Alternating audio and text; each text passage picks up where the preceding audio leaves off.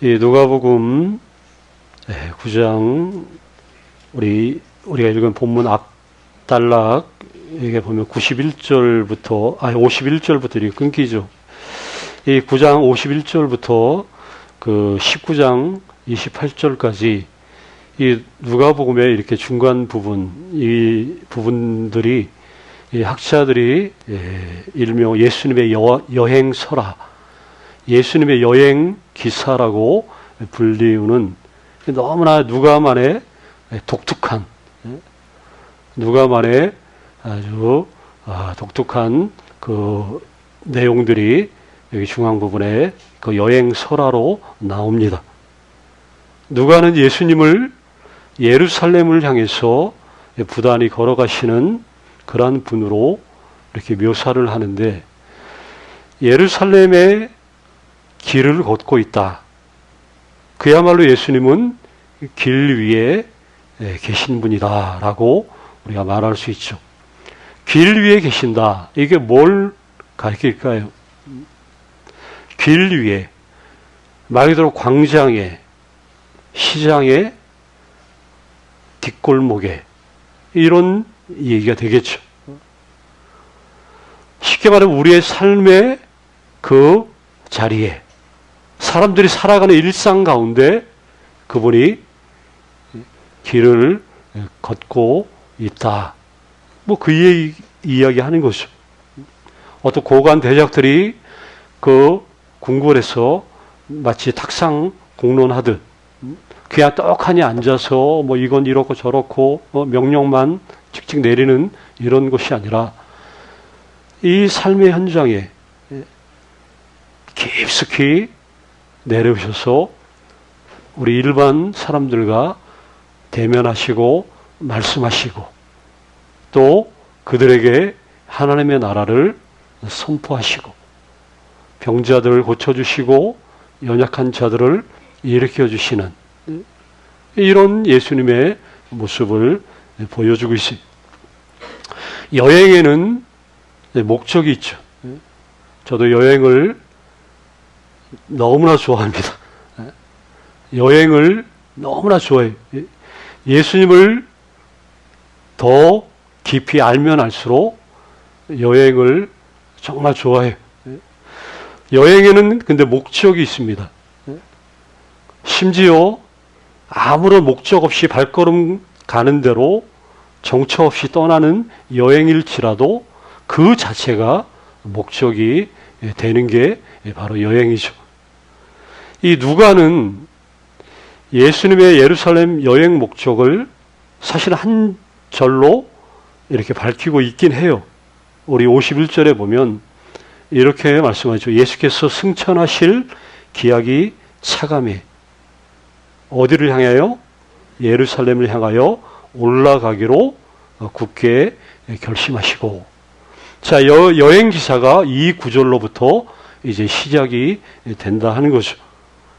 여기 여행 기사에 보면 예수님은 이 세상에 보내심을 받은 그 소명, 그리고 또 당신이 감당해야 될 그 사명, 그것들을 이루기 위해서 한 목적지, 그게 어디에, 목적지가 어디예요? 예루살렘을 향해서 이렇게 가시는 거죠. 누가는 그 가시는 여정에 그 여행 기사 안에 수많은 이야기들을, 사건들을 소개하고 있습니다. 60개가 넘는 60여 개의 각종 사건들을 이 여행 기사에 이렇게 소개를 하고 있다 하는 거죠. 그래서 여기 앞서 우리 이 본문에 우리가 읽었던 본문 앞서 있는 이야기를 잠깐 살펴보면 이렇게 이야기가 시작되죠. 예수님께서 예루살렘을 향해 가는 중에 먼저 어디를 지나가시냐? 사마리아를 지나가시. 그런데 그 사마리아 지역 사람들이 예수님이 그 지역을 통과하지 못하도록 하는 거죠. 그랬더니 분노한 몇 제자들이 열이 하도 받아가지고 불을 내려서, 명하여 내려서 저들을 다 좀 멸해 버렸으면 좋겠다고 예수님 앞에 불벼락을 내려서 저들을 다 쓸어버리시죠. 자, 자기들을 반대하는 자들, 자신들을 반대하는 자들을 죽이고 넘어뜨리고 굴복시켜서 승리하는 것은 예수님의 뜻이 아니죠. 자기의 힘으로 자기들의 뜻을 간철하는 것은 이거는 세상의 법칙이에요. 그래서 예수님은 그들을 꾸짖고, 그리고 예수님을 믿는 인생은 어떠한 인생이 어떠한 것인지, 그래서 그 부분을 오늘 말씀도 너무나 잘 보여주고 있다 하는 거예요. 자, 오늘 본문에 보면 예수님을 따르는 것과 관련된 몇 명의 사람이 나와요? 3명이 나오죠. 그렇죠? 3명의 사람이 나옵니다. 옛날에 우리 선생님 덮어놓고 읽지 말라고 항상 책들 하나님 말씀 특히 그냥 덮어놓고 읽지 말고 항상 열어놓고 읽어라. 자, 3명의 사람이 나옵니다. 그 3명의 사람 이야기를 먼저 하나씩 잠깐 이제 언급을 하려고 합니다. 자, 57절에 나오는 첫 번째 사람. 자, 그가 예수님께 뭐라고 말씀을 드리냐? 어디로 가시든지 나는 따라가겠습니다. 자, 어디로 가시든지 나는 따라가겠습니다. 그럼 자, 이 말만 딱 한마디 나와요. 어디로 가든지 나는 따라가겠습니다. 그러면 이 사람은 지금 어떤 상태예요? 지금 예수님 앞에 어쨌든 지금 당장 같으면 뭐든지 할 수 있을 거라고 생각하는 그런 사람이죠. 저는 이 말씀을 딱 보니까 누가 먼저 제일 생각나냐? 베드로가 생각나더라고요. 주님, 내가 죽을지언정, 그냥 뭐 앞뒤 잴 것도 없어요. 어떠한 일이 있어도 죽을지언정 내가 주님을 배신할 그럴 일은 결코 없습니다. 몸 말만 하면 주님, 내가 먼저 이렇게 나는 이렇게 할 수 있습니다. 이렇게 호언장담했던 이런 모습, 이 사람에게도 이게 보여져요. 그 예수님을 진정으로 따르는 것이 뭘 의미하는지 대체 알기나 하는 건지, 어쨌든 이렇게 말했지만 예수님은 그가 따라오겠다고 하는 그 동기가 아마 의심스러웠던 것 같았어요. 그래서 그에게 하시는 말씀이 뭐라고 말씀하셔요? 58절에 여우도 굴이 있고 하늘의 새들도 깃들일 곳이 있지만 인자는 머리 둘 곳이 없다. 그러니까 예수님 말씀하신 내가 가는 길은 이런 길인데 지금 네가 알기나 알고 나는 주님은 따라가겠습니다라고 그렇게 호언장담하고 있느냐? 그 얘기 물어보는 거죠. 자, 두 번째 사람이 그 다음 절에 나옵니다. 또 다른 제자가 데려가 나왔던 그 사람. 이번에는 주님이 먼저 말씀하셔요. 뭐라고요? 나를 따르라. 자, 이어진 대화의 내용을 보면 나를 따르라 했더니 이 사람이 뭐라고 말해요? 주님, 나로 먼저 집에 가서 나의 아버지를 장사하게 허락하여 주십시오. 이렇게 대답을 해요. 그랬더니 예수님이 바로 죽은 자들로 그들의 죽은 자를 장사하게 하라. 너는 가서 하나님의 나라를 선포하라. 자, 주님, 내 아버지를 장례 치르고 따라가게 갈 수 있게 해달라. 주님이 이거에 대해서 죽은 자들로 장사하게 해라. 딱 들으면 좀 매정하게 말씀하시는 것 같죠. 근데 주님이 매정한 분이 아니라는 걸 우리는 뭐 이미 잘 알고 있어요. 아버지의 장례를 치르고 오겠다. 그러니까 이게 유대의 그 문화, 유대인들의 그 언어 풍습을 알아야 이해가 되는 그런 부분이죠. 자, 이 말씀은 그가 이 사람이 이렇게 아버지를 장사하게 허락해달라. 이 말은 그러니까 아들로서 집에 머물면서 부모를 모시다가 부모님이 돌아가실 때까지 모시다가 이제 부모님이 돌아가시면 그때 따라가겠습니다. 이제 그 얘기하는 거죠. 그러면 부모님이 돌아가실 때까지 집에서 부모님을 모시다가 머물다가 그러면 이게 언제 이게 하루 이틀이 아니라 언제가 될지 알 수 있어요, 없어요? 없는 거죠. 이 사람들은 근데 이 부분들이 이게 사실은 그들의 풍습. 어느 사람이 도시로 이렇게 예를 들어 이사를 갈 때 뭐 친척들이라든가 아니면 동네 사람들이 그 사람에게 얘기해. 너는 먼저 아버지를 장사 지내야 되지 않겠냐? 근데 이사 가면 어떡하냐? 이런 식으로 얘기를 한다고 해요. 지금 돌아가실 때까지 돌봐야 되는데 이게 전통적으로 계속 내려오는 우리 그 풍습인데 어떻게 부모들을 홀로 남겨놓고 이사를 갈 수 있냐? 사람들은 그렇게 생각한다는 거예요.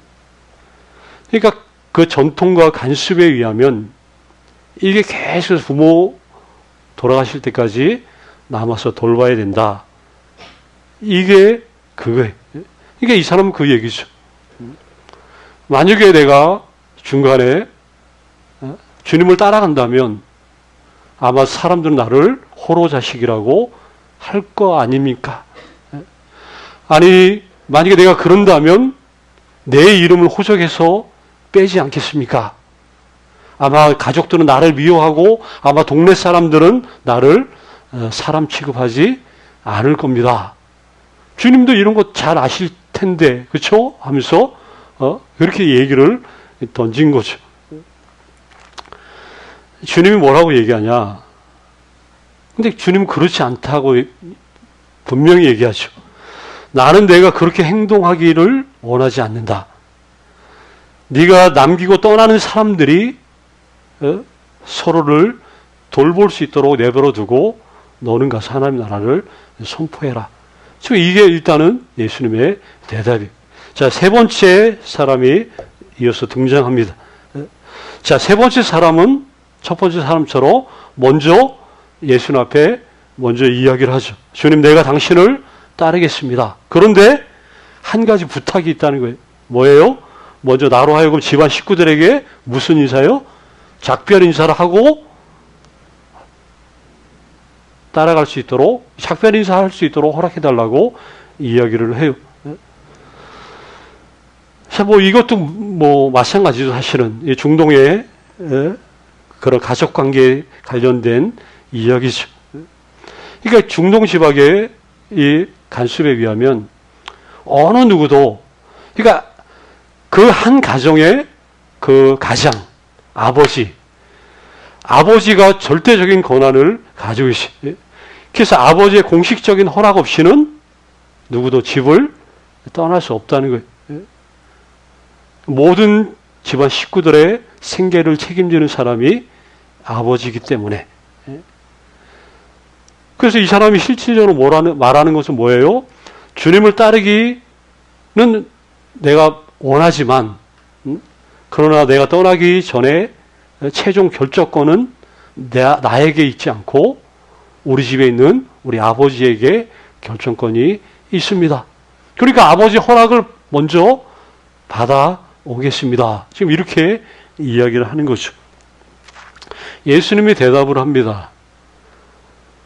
쟁기를 잡고 뒤를 돌아보는 자는 하나님 나라에 합당하지 않다. 쟁기를 몰 때 한 손에는 왼손으로 쟁기를 잡고 오른손으로는 소를 잡아야 된다고 합니다.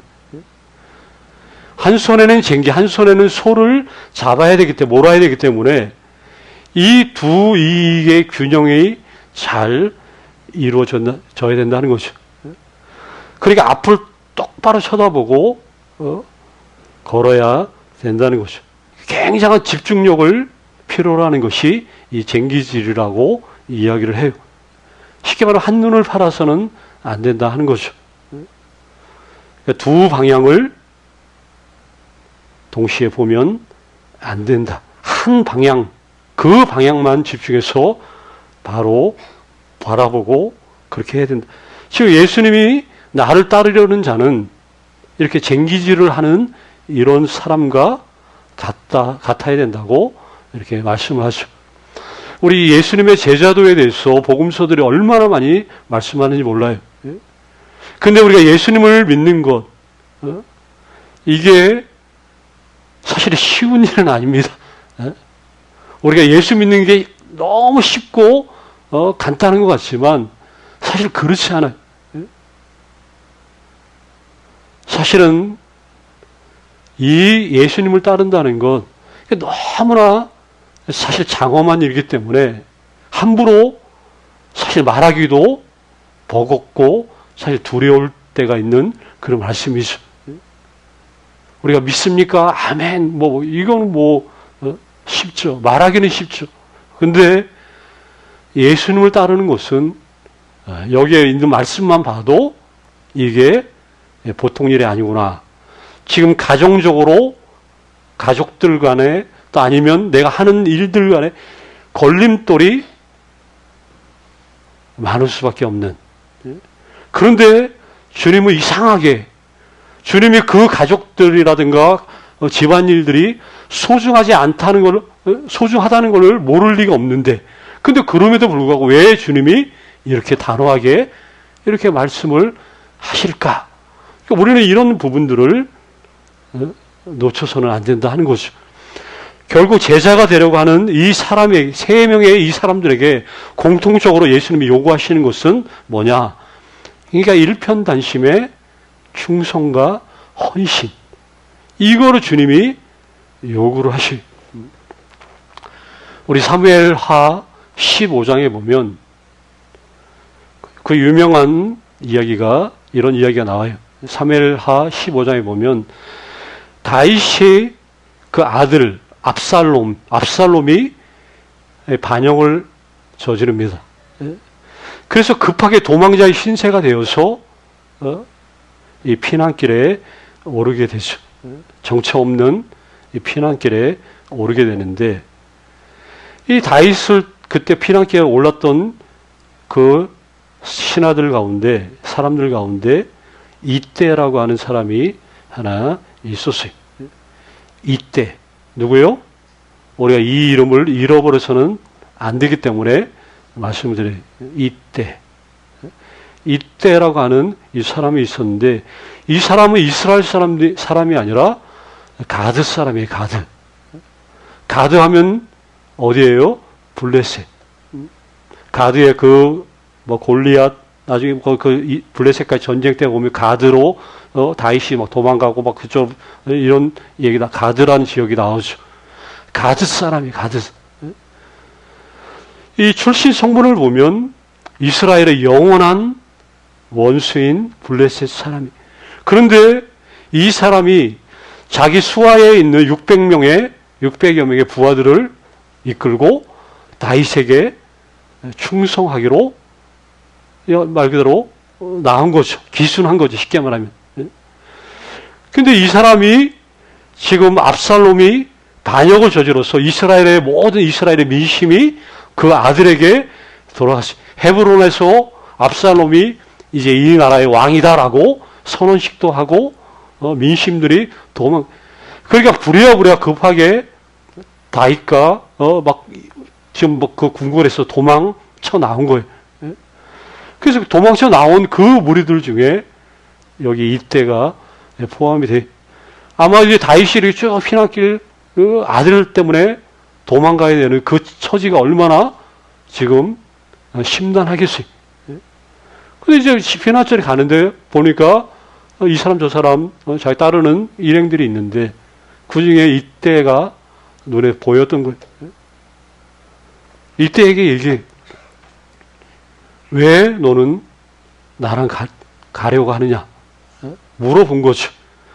압살롬 왕에게 돌아가서 그의 신하가 되라. 너는 네 나라에서 이미 우리나라로 귀순한 그런 사람인데 이곳에 얼마 되지도 않았는데 온 지 얼마 안 됐는데 그리고 지금 당장 내가 지금 어디로 가는지도 모르는데 왜 나랑 같이 가려고 하냐? 이제라도 늦지 않았으니까 돌아가라. 그러면서 그를 축복해줘요. 너의 친절과 신실함이 늘 너와 함께하기를 내가 원한다. 아마 마음속에 뭉클했겠죠. 고마웠죠. 그런데 지금 자기를 따라왔다가는 이제 남의 외국 사람이 이제 와가지고 이제 여기서 자리도 못 잡고 보장도 못 받는 그런 삶에 놓여 있는 그를 측은히 여기서 그래 얘기를 한 거예요. 근데 이때가 얘기하죠. 바로 뭐 생각할 것도 없어요. 잠시 좀 한번 생각 좀 해보고 말씀드리겠습니다. 이게 아니죠. 그냥 그 왕이 말하자마자 바로 어떻게 참 미리 준비한 것처럼 우리 뭐 상 타면 미리 상 받을 거 예상하고 시상식 준비하잖아요. 근데 이 사람은 그런 준비도 안 했는데 어떻게 이렇게 감동적이고 눈물겨운 대답을 바로 즉흥적으로 하게 되는지. 하나님의 살아계심과 우리 주 왕의 살아계심을 두고 맹세합니다. 진실로 내 주 왕께서 어느 곳에 계시든지 뭐 살든지 죽든지 언제라도 나는 왕과 함께 있겠습니다. 이런 까가 한 명 더 있죠. 누구예요? 며느리. 누구예요? 그렇죠. 이런 까잖아요. 룻도 마찬가지잖아요. 어머니가 가시는 곳에 내가 언제나 함께 있겠습니다. 같은 까예요. 같은 까. 자, 이게 그 얘기를 하는 거예요. 예수님을 따르는 것은 바로 이런 종류의 헌신과 충성이 요구되는 말이에요. 내가 사나 죽으나 함께 하겠습니다. 사나 죽으나 주님이 세운 이 공동체를 섬기면서 함께 주님의 길을 함께 가겠다라고 이 말하는 게 이게 주님을 따른다는 그 의미가 된다는 거죠. 근데 사람들은 이게 잘 쉽지 않죠. 항상 사람들이 주로 생각하는 게 주님 내가 하는 이 일만 좀 더 잘 마무리되면 아니 주님 상황이 좀만 더 나아지면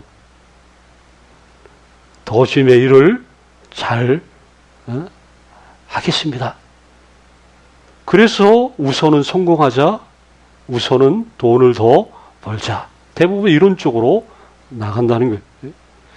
이런 것들이 요건들이 갖춰지면 더 주님의 일을 못 들어지게 할 거라고 사람들은 항상 그 생각을 하고 있어요.